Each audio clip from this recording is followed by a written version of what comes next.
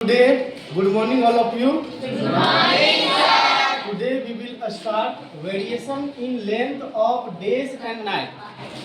So, in previous classes we have discussed about day and night and why occur day and night. We know that due to rotation of the earth, day and night will occur, and day and night occur always due to rotation of the earth. For example, our earth rotate in its axis, अपने axis में rotate करती है अर्थ, जिसकी वजह से sunlight जो है, sunlight emerge on one side of the earth, एक साइड में सनलाइट पड़ता है वहाँ डे होता है, और बैक साइड में जहाँ सनलाइट नहीं पड़ रहा है their place occur only shadow zone, shadow होता है जिसके कारण से नाइट होता है. तो लेट्स बी स्टडी. यदि आप ट्रैवल करते हैं अलग अलग पार्ट में, वर्ल्ड के अलग अलग पार्ट में ट्रैवल करते हैं तो क्या होगा, तो आप नोटिस करेंगे कि दिन और रात की लंबाई विश्व के अलग अलग भागों में अलग अलग होती है.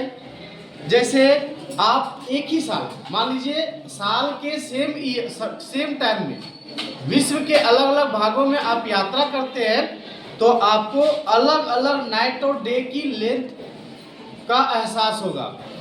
ये जो वेरिएशन है किस कारण से होता है?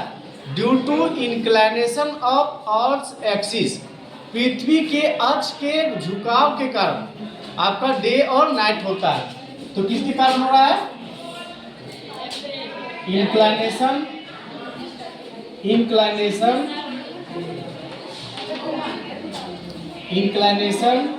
ऑफ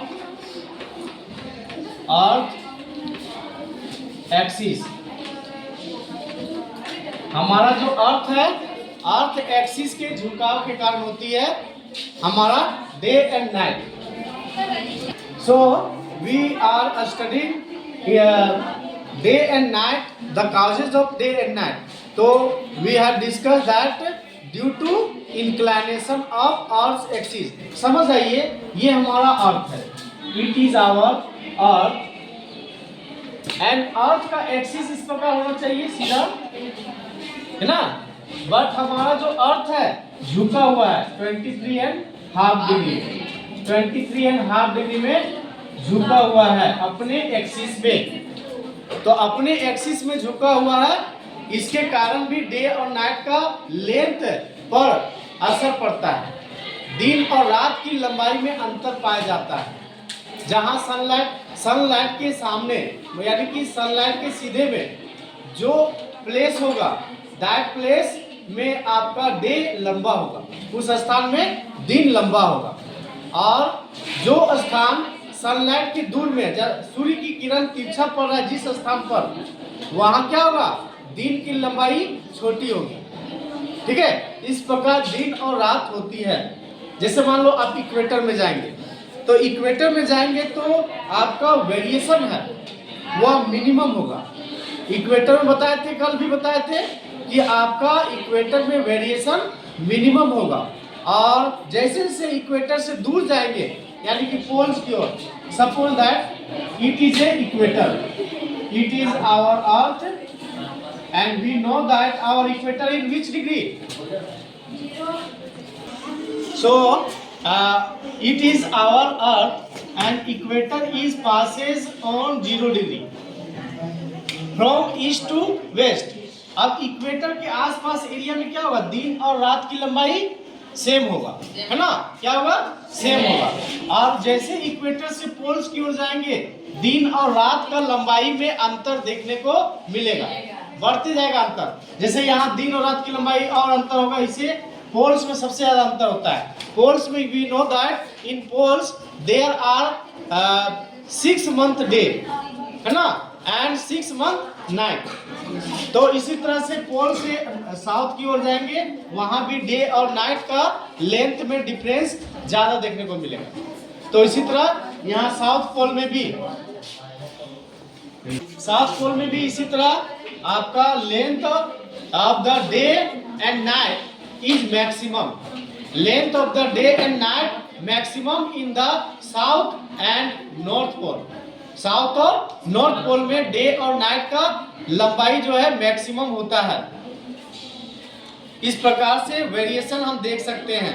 हमेशा इक्वेटर से दूर जाएंगे तो डे और नाइट जो है समर में क्या होगा, डे और नाइट समर में आपको इक्वेटर में सेम दिखेगा, जबकि नाइट जो है लंबा होता है विंटर में।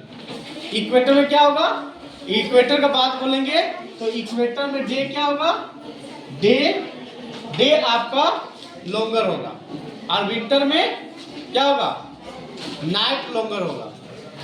In the equator day is longer in summer and night is longer in winter.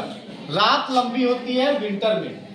सो इस प्रकार आपका जो लगातार दिन और रात है 6 महीने के लिए आप देखेंगे समर के दौरान, और लगातार डार्कनेस 6 महीने के लिए विंटर में आप देख सकते हैं। कहाँ, पोल्स में बताए थे ना, eight poles 6 month of day and night। Write down everyone। तो at poles 6 month of day and night। और इक्वेटर में क्या होता है, डे कब लंबा होगा, जैसे जैसे इक्वेटर से दूर जाते हैं तो दिन जो है समर के समय में दिन आप देखे होंगे, गर्मी का जब सीजन आता है तो गर्मी के सीजन में दिन लंबा होता है ना, और रातें छोटी होती है। इसी तरह से विंटर सीजन में आपका रात लंबी होगी और दिन छोटा होगा। कब, जब आप इक्वेटर से आगे बढ़ेंगे पोल्स की ओर, ठीक है। आप पूरा पोल्स में जब पहुंच जाएंगे तो पोल्स में क्या बताया, 6 month का डे और 6 month का नाइट।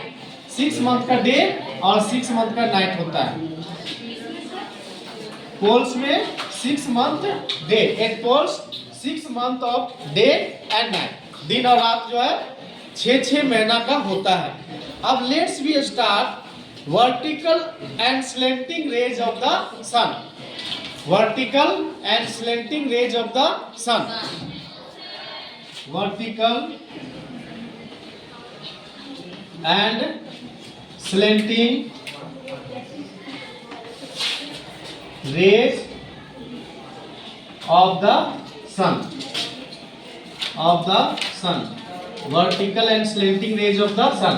that means सन का सीधा पड़ना, सनलाइट का सीधा पड़ना और सनलाइट का तिरछा पड़ना, इसका क्या प्रभाव पड़ता है। तो जब वर्टिकल रे पड़ेगा अर्थ के पोर्शन में, अर्थ क्या है, सूर्य की ओर झुका हुआ रहता है। जैसे मान लीजिए आपका अर्थ झुका हुआ है, सन की ओर झुका हुआ है, तो ये पोर्शन में आपका सनलाइट पड़ेगा, ये वर्टिकल सेक्शन में होगा। लेकिन जहां इधर आपका सन से दूर में है, सन से अलग जाके झुका हुआ है, वहां जो सनलाइट पड़ेगा वहां क्या पड़ेगा, स्लैंटिंग। किस प्रकार से, स्लैंटिंग, तिरछा रे पड़ेगा, इधर आपका तिरछा में पड़ेगा रे। अब बताइए, जहां आपका वर्टिकल रे पड़ रहा है, सन रे, वहां क्या होगा, वहां हीट फीलिंग्स ज्यादा होगा, मतलब उष्मा उसमें ज्यादा मात्रा में पड़ेगा। तो इस प्रकार से ये रिसीव वर्टिकल रे में, अगर receive vertical and slanting rays of the sun, तो वर्टिकल और स्लैंटिंग रेज में क्या होता है कि पृथ्वी पर का जो पोर्शन है जो सूर्य की ओर झुका हुआ है वहां वर्टिकल रे पड़ेगा, सन का वर्टिकल रे पड़ेगा। सन की तरफ झुका हुआ नहीं एरिया, तो यहाँ सन रेज क्या पड़ रहा है, वर्टिकल। यहाँ क्या पड़ रहा है, वर्टिकल। सन रेज हमारा वर्टिकल वे में पड़ रहा है। और ये जो आपका सन से जो दूर है, सन की ओर झुका हुआ नहीं जो portion, that places occur slanting रे, वहां क्या होगा, स्लैंटिंग रे पड़ेगा। क्या होगा, स्लैंटिंग रे ऑफ द सन।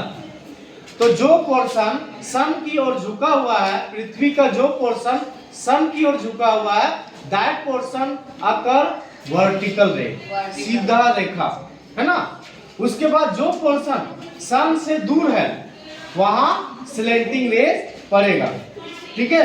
अब वर्टिकल रेज जहां पड़ रहा है वहां क्या होगा, मोर हीट। यहाँ देखिए वर्टिकल रेज पड़ रहा है, यहाँ क्या होगा, मोर हीट सकर, यहाँ ज्यादा उष्मा पड़ेगा, गर्मी ज्यादा होगा, यहाँ क्या होगा, गर्मी यहाँ ज्यादा होगा। जहां स्लैंटिंग रेज पड़ रहा है वहां क्या होगा बताइए, वहां कम, less heat. Everyone write down. जहां स्लैंटिंग रेज पड़ रहा है वहां लेस हीट अकर होगा, कम उष्मा पड़ेगा। सो इस प्रकार से यह इसीलिए होता है क्योंकि वर्टिकल रेज जो है वह छोटे एरिया में पड़ता है। वर्टिकल रेज स्मॉलर एरिया में पड़ता है, छोटा सा एरिया में पड़ेगा। आपका जो आपका अर्थ है, अर्थ के स्मॉल एरिया में वर्टिकल रेज पड़ेगा क्या। सो आपका क्या बोले, आपका ये जो वर्टिकल रेज है, vertical rays inclined in small area क्या होगा, स्लैंटिंग रेज जो है, स्लैंटिंग रेज आपके बड़े से क्षेत्र में पड़ता है, क्या होगा, बड़े से क्षेत्र में पड़ेगा आपका स्लैंटिंग रेज। क्लियर। अब ये आपका वर्टिकल रेज स्मॉलर एरिया में होगा, राइट डाउन, स्मॉलर एरिया क्या होगा, स्मॉलर एरिया। और आपका जो स्लैंटिंग रेज है, slanting rays occurred in larger area क्या होगा, लार्जर एरिया। तो स्लैंटिंग रेज आपका लार्जर एरिया में होगा। इस प्रकार से आप देख सकते हैं कि वर्टिकल रे पास होता है शॉर्टर डिस्टेंस से, एटमॉस्फेयर के शॉर्टर डिस्टेंस से पास होता है स्लैंटिंग रेज की तुलना में। मतलब डिस्टेंस ट्रैवल जो है, वर्टिकल रे को डिस्टेंस ट्रैवल कम करना पड़ता है। देखो सोच लो, मान लो सनरेज पड़ रहा है यहाँ, है ना, मान लीजिए ये आपका अर्थ है और यहाँ सनरेज पड़ रहा है, इस प्रकार है, तो यहाँ जो सामने वाला एरिया में जो पड़ेगा डिस्टेंस ट्रैवल कम होगा ना, कम होगा डिस्टेंस ट्रैवल।